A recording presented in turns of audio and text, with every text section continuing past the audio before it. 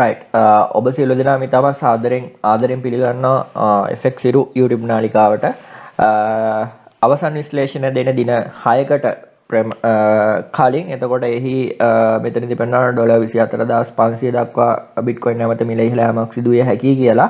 ඒ විශ්ලේෂණය සිදු කරන විට ඒ වීඩියෝ එකේ ඉතාමත් පැහැදිලිව මෙන්න මේ වගේ ස්ට්‍රක්චර් එකක් නිර්මාණය කරලා පෙන්වුම් කරා වලට මතක ඇති. අපි ඒ ඇඳගත් chart එකට ගිහිල්ලා බැලුවොත් එහෙම මම entry එක නැත්නම් මේ මාර්කට් අප්ඩේට් එක මේ මිල ඉහළ යාම සඳහන් කරන්නේ මේ ස්ථානයේ මේ වීඩියෝ එකේ ඉතාමත් පැහැදිලිව පේනවා ඇති.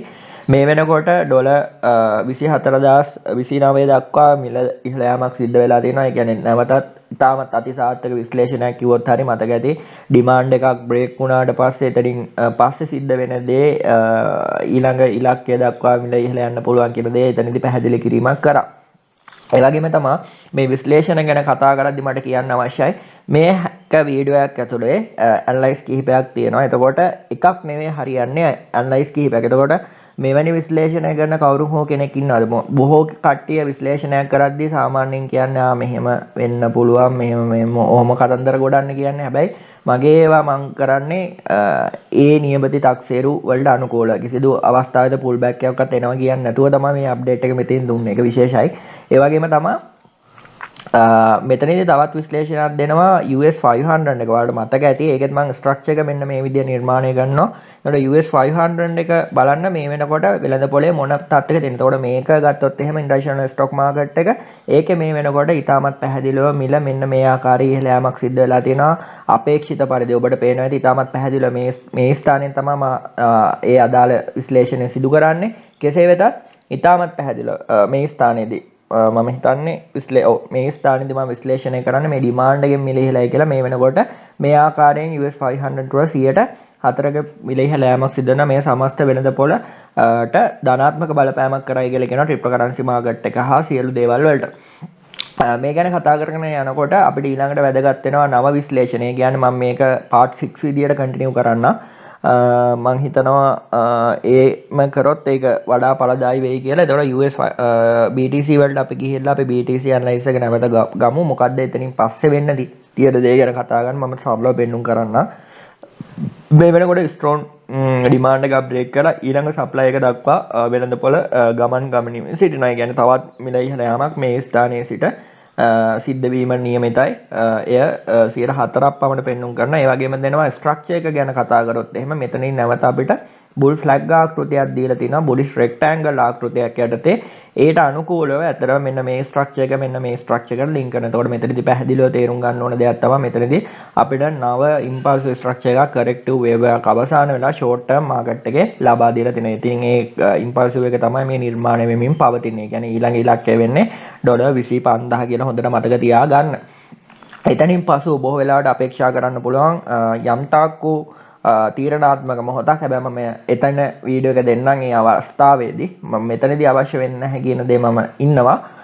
කෙසේ වෙතත් මේ ආකෘතිය තුළදී අපිට මෙන්න මේ වගේ ඩොලර් 25000 දක්වා මිල ඉහළ යාමක් අපේක්ෂා කිරීමට හැකියාව තියෙනවා. කෙසේ වෙතත් මෙය වඩා තහවුරු කර ගැනීමට හැකියාවක් තියෙනවා. USDT ඩොමිනන්ස් එක ගැන අපි ඊටමත් පැහැදිලිව බලනකොට ඔයාලට ඊටමත් පැහැදිලිව පේනවා ඇති USD ඩොමිනන්ස් එක මේ වෙද්දි ඊටමත් පැහැදිලි බ්‍රේක් අවුට් එකක් සිදු කරලා තියෙනවා කියලා.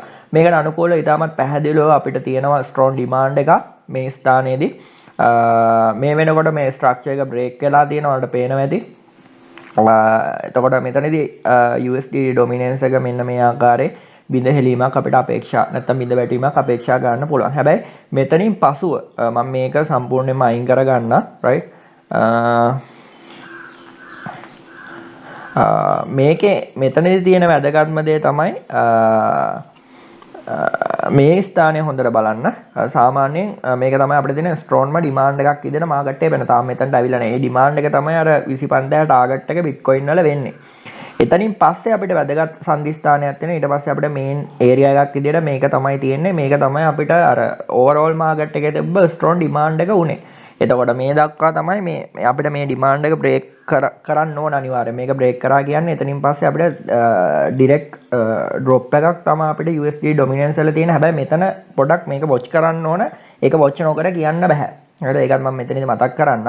එතකොට මෙන්න මේ වගේ සිද්ධාන්තයක් වුණොත් එහෙම නැවත දැඩි මිල ඉහළ යාමක් සිද්ධ වෙනවා සාමාන්‍යයෙන් බිට්කොයින් තුල. අපි ඒක ගැන ඉතාමත් විමසිල්ලෙන් බලන්න යමු. දැන්ට ගැන මම හිතනවා අවශ්‍ය නැහැ කතා කරන්න කියලා. කෙසේ වෙතත් ඩොලර් 25000 ටාගට් එක මෙයා මේ ඉදිරි දින කිහිපය තුළ ඉතාමත් පහසුවෙන් ලබා ගනී කියන තැන මම ඉන්නවා. ඒ වගේම තමයි ඕල් කොයින් වලට ගැන කතා කරද්දි මම ඕල් කොයින් අප්ඩේට් කිහිපයක් දුන්නා. සියල්ලම ටාගට්ස් වලට ගිහින් තියෙනවා.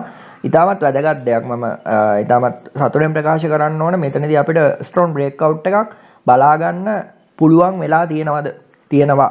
ඒ වගේම ඔයාලට පේනවා ඇති ඕල් කොයින් ඉන්ඩෙක්ස් එක නැත්තම් ටෝටල් ට්‍රී එක මේ වෙද්දී අපිට බ්‍රේක් අවුට් එකක් දෙන්න උත්සාහ කරනවා. ඒක තහවුරු කර ගැනීමට හැකියාව තියෙන අද දවසේ කැන්ඩල් එකෙන් පමණයි. තාමත් මේක වික් එකකින් තමයි මෙතන පිට ක්ලියර් වෙලා තියෙන්නේ. මෙතනින් පස්සේ මෙයා මේ කැන්ඩල් එක ට්‍රීන් විදිහට ක්ලියර් කරගන්න පුළුවන් වුණොත් අද දවසේ තුල අනිවාර්යයෙන්ම ඕල් කොයින් වල දැඩි මිල ඉහළයාමක් ඉදිරි කාලෙ තුල බලා ගන්න පුළුවන්. හැබැයි තාමත් මේ කැන්ඩල් එක රෙඩ් කියලා හොඳට මතක තියාගන්න.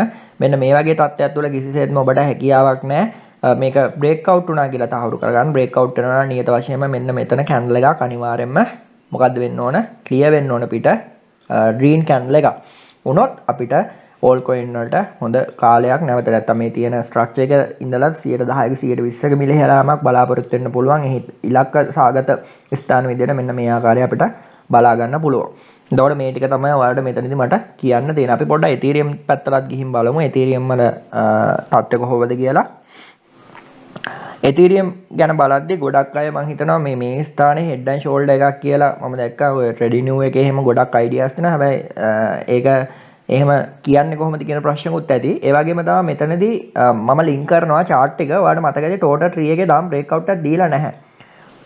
descending diagonal trend line එක. එතකොට ඒක දුන්නේ නැහැ කියන එක මෙතනින් තක්සේරු වෙනවා. මොකද මෙතනදී අපිට Ethereum වල green candle එකක් දෙන්න ඕන. දුන්නොත් අපි overall market breakout එකක් all coin වල සිද්ධ වුණා කියලා expect කරන්න පුළුවන්. ඊට පස්සේ අපිට දෙන main targets විදිහට මෙන්න මේ විදිහට මේවා බලා ගන්න හැකියාව තියෙනවා. එතකොට ඕවා තමයි අපිට තියෙන. හැබැයි මෙතනදී මෙන්න මේ ස්ථානයේ daily buy එකකින් clear වෙන්න ඕනේ. තාමත් මේක break කරගන්න මෙයාට බැරි වෙලා තියෙනවා. එතකොට මේක break වුණොත් එහෙම Ethereum වල ඊළඟ target $1800 $2015 දක්වා යන්න හැකියාව තියෙනවා. හැබැයි break out එක වෙනකන් අනිවාර්යෙන් බලාගෙන ඉන්න සිද්ධ වෙනවා. මේක තමයි මෙතනදී ඉතාම සරලව මට ප්‍රකාශ කරන්න තියෙන්නේ. ඉතාම සරල විශ්ලේෂණයක් සහ නියත විශ්ලේෂණයක් කිව්වොත් හරි මම ඔබට සෑම අවස්ථාවෙම අවශ්‍ය විශ්ලේෂණ ලබා දීමක් සිදු කරලා තියෙනවා. කෙසේ වෙතත් අපි බලමු ඉදිරියේදී කොමක් අපිට සිදු වෙයිද, මොන වගේ ආකෘතියක් වෙන්න පුළුවන් නිර්මාණය වෙයිද කියන දේ. ඉතින් මම මෙතනින් මගේ අප්ඩේට් නවත්තනවා. නැවත අප්ඩේට් එකෙන් අපි හම්බෙමු. ස්තුතියි.